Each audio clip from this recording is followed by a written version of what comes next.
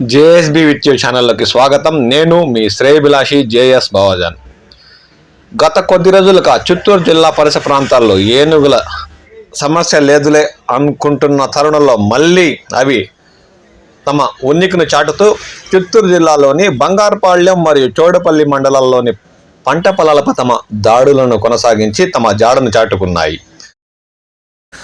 చిత్తూరు జిల్లా బంగారుపాళ్యం మండలంలో ఒంటరి ఏనుగు తన దాడుల వేటను కొనసాగిస్తూ హల్చల్ చేస్తుంది. బంగారుపాళ్యం మండలంలోని పులిమడుగు సమీపంలో సంచరిస్తున్న ఈ ఒంటరి ఏనుగు వెలుతురు చేను పంచాయతీ పరిసర ప్రాంతాల్లో శ్రీనుకు చెందిన ఎకరా టమాటా పంటను తొక్కి తిని ధ్వంసం చేసింది. ఆ పంట పొలాల్లో ఏర్పాటు చేసిన డ్రిప్ పైపులు, ఫెన్సింగ్ కోసం ఏర్పాటు చేసిన 8 రాతి కోసాలను కూడా నేల కూల్చిందని రైతు ఆవేదన వ్యక్తం చేశారు. మరో 4 ఏనుగులు అయితే చౌడేపల్లి మండలంలోని రైతులకు ముప్పతిప్పలు పెడుతున్నాయి.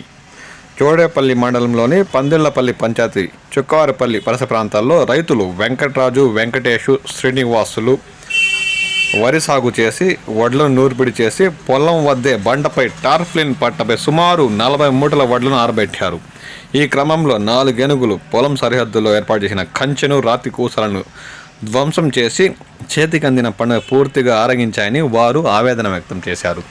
సంబంధిత శాఖాధికారులు ఈ 4 ఏనుగులను దూర అటవీ ప్రాంతాలకు తరిమేసి వీటి సమస్య నుండి కాపాడాలని వారు కోరుతున్నారు.